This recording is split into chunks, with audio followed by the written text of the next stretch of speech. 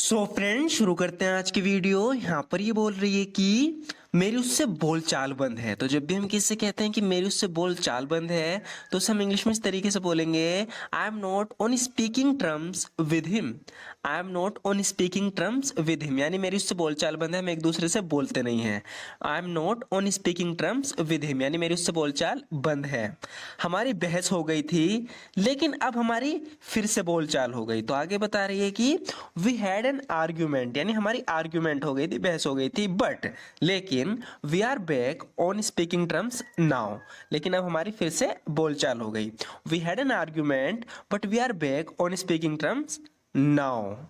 बहस मत करो, एक दूसरे के साथ अच्छे से पेश आओ। यहाँ पर ये लड़की इन दोनों को समझा रही है, लड़कों को कह रही है कि don't get into arguments and be nice to each other.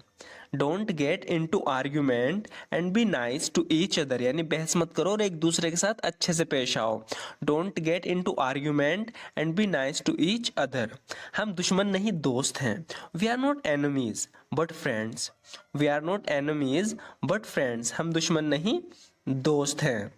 चलो चलकर पार्टी वार्टी करते हैं, इस तरीके से हम बोलते हैं ना, तो इसे इंग्लिश में बोलेंगे well let's go and have a party और समथिंग। हैव अ पार्टी और समथिंग यानी पार्टी वार्टी। Let's go and have a party और समथिंग। चलो चलकर पार्टी वार्टी करते हैं। Let's go and have a party और समथिंग। मैं यहाँ बैठे बैठे थक गई हूँ। I am tired of just sitting here. I am tired of just sitting here. तो यहाँ पर ये कह रही है कि मैं यहाँ बैठे बैठे थक गई हूँ। I am tired of just sitting here. इसलिए यहाँ पर ये कह रही है कि well let's go and have a party और समथिंग। मैं ऊपर तुम्हारी माँ को देखने जा रहा हूँ। तो इसकी माँ बीमार है ऊपर के कमरे में, तो चेक कर रहा है कि उसे कोई दिक्कत तो नहीं है, कोई परेशानी तो नहीं है। तो इसके लिए हम फ्रेजल वर्ब का यूज करते हैं चेक ऑन। जब भी हम किसी को चेक ऑन करते हैं मतलब कि हम देखना चाह रहे हैं कि उसे कोई दिक्कत तो नहीं है, कोई परेशानी तो नहीं है। तो यहाँ पर ही कह रहा है कि I am going upstairs. Upstair मतलब ऊपर, ऊपर के कमरे में। I am going upstairs to check on your mother. I am going upstairs to check on your mother. मैं ऊपर तुम्हारी माँ को देखने जा रहा हूँ। उसकी हालत अभी भी वैसी है यानी उसकी तबीयत अभी भी वैसी ही है। Her condition is still the same. Her condition is still the same यानी उनकी हालत अभी भी ऐसी है। Her condition is still the same. नुकसान की भरपाई कौन करेगा? तो किसी ने नुकसान किया है, पूछ रही है कि who will compensate for the loss. Who will compensate for the loss यानी नुकसान की भरपाई कौन करेगा? भरपाई करना है नहीं, compensate. Who will compensate for the loss. तो यहाँ पर ये कह रहा है कि मैं सारे नुकसान की भरपाई करूंगा। I will compensate for all the loss. I will compensate for all the loss यानी सारे नुकसान की भरपाई मैं करूंगा। I will compensate for all the loss. Next देखते हैं फ्रेंड्स, यहाँ पर ये बोल रही है कि वो सड़क पर गिर पड़ी और बेहोश हो गई। तो किसी के बारे में बता रही है कि उसके साथ क्या क्या हुआ। कह रही है कि she fell down on the road यानी वो सड़क पर गिर गई। She fell down on the road and became unconscious और बेहोश हो गई। She fell down on the road and became unconscious. वो सड़क पर गिर गई और बेहोश हो गई। जल्द ही उसके चारों ओर भीड़ जमा हो गई। इसे इंग्लिश में ऐसे बोलेंगे, a crowd soon gathered round her. A crowd soon gathered round her यानी जल्द ही उसके चारों ओर भीड़ जमा हो गई। A crowd soon gathered round her.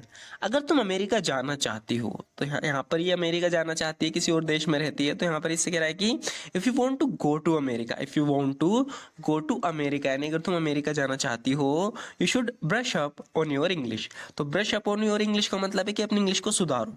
You should brush up on your English. तुम्हें अपनी इंग्लिश को सुधारना चाहिए, इसे ब्रश अप करना चाहिए यानी कि इसे और अच्छा बनाना चाहिए अगर तुम अमेरिका जाना चाहती हो।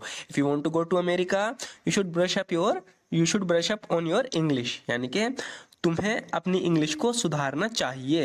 You should brush up on your English.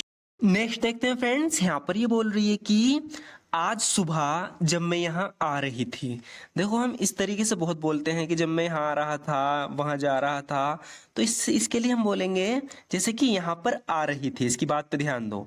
This morning while I was on my way here. तो इसी तरीके से हम बोलते हैं ऑन माई वे हेयर यानी मैं जब यहाँ आ रही थी, यहाँ के रास्ते पर थी, इसके कहने का मतलब है। This morning while I was on my way here. आज सुबह जब मैं यहाँ आ रही थी, मैं कॉफी शॉप के पास से गुजर रही थी। इंग्लिश में बोलेंगे I was passing by the coffee shop. I was passing by the coffee shop, मैं कॉफ़ी शॉप के पास से गुजर रही थी। कहीं किसी चीज़ के पास से गुजरना, इसके लिए हम ऐसे बोलेंगे जैसे कि यहाँ पर बोल रहे हैं कॉफ़ी शॉप की बात चल रही है तो हम बोलेंगे I was passing by the coffee shop, मैं कॉफ़ी शॉप के पास से गुजर रही थी। नेक्स्ट देखते हैं फ्रेंड्स, यहाँ पर ये किसी के बारे में बता रहा है कि उसने रात भर काम किया। He worked through the night, he worked through the night, through the night का मतलब है कि पूरी रात, रात भर काम किया। He worked through the night, उसने रात भर काम किया। हालांकि बहुत देर हो चुकी थी लेकिन वो काम करता रहा। Though it was very late he went on working, though it was very late, हालांकि बहुत देर हो चुकी थी, ही वेंट ऑन वर्किंग, वो काम करता रहा। किसी ने तुम्हारी राय नहीं मांगी, तो कोई से राय दे रहा है कि चीज पे, तो कह रहा है, ये कह रहा है कि no one asked for your opinion, no one asked for your opinion, यानी किसी ने तुम्हारी राय नहीं मांगी। No one asked for your opinion, बढ़ा चढ़ा के बताने की कोई ज़रूरत नहीं। There is no need to exaggerate, exaggerate का मतलब होता है बढ़ा चढ़ा के किसी बात को बताना। तो कोई यहाँ पर बढ़ा चढ़ा के कोई बात बता रहा है तो यहाँ पर इससे कह रहा है कि there is no need to exaggerate, यानी बढ़ा चढ़ा के बताने की कोई ज़रूरत नहीं है।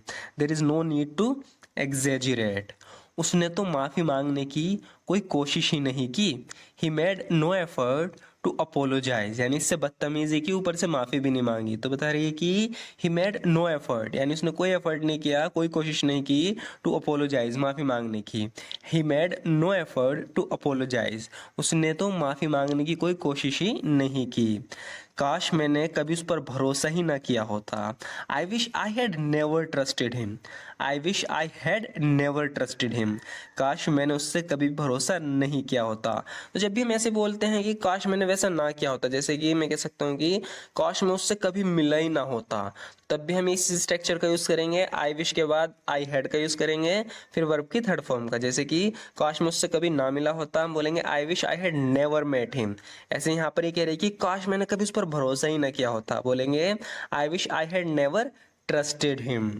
नेक्स्ट देखते हैं फ्रेंड्स, मैं कल टोनी नाम के अपने एक दोस्त से मिली। Yesterday I met a friend of mine named Tony, yesterday I met a friend of mine named Tony, कल मैं टोनी नाम के अपने एक दोस्त से मिली। मैं उससे स्कूल से घर आते समय मिली। I met him on my way home from work, देखो फिर से यहाँ पर आ गया ऑन माई वे का, किसके घर आने के रास्ते पे थी तब अपने एक दोस्त से मिली। तो इसे स्कूल से आ रही थी, घर के रास्ते पर थी, तो ऐसा बोलेंगे I met him on my way home from school, I met him on my way home from school, यानी स्कूल से आते हुए घर की तरफ जा रही थी तब अपने एक दोस्त से मिली। तो यहाँ पर बता रही है कि yesterday I met a friend of mine named Tony, कल मैं टोनी नाम के अपने दोस्त से मिली। I met him on my way home from school, मैं उससे घर के रास्ते में मिली, स्कूल से आते हुए। कहने का मतलब है कि मैं उससे स्कूल से घर के आते हुए रास्ते पर मिली। I met him on my way home from school. So friends, आज की वीडियो में बस इतना ही। आपको वीडियो कैसी लगी ज़रूर बताना। इस तरीके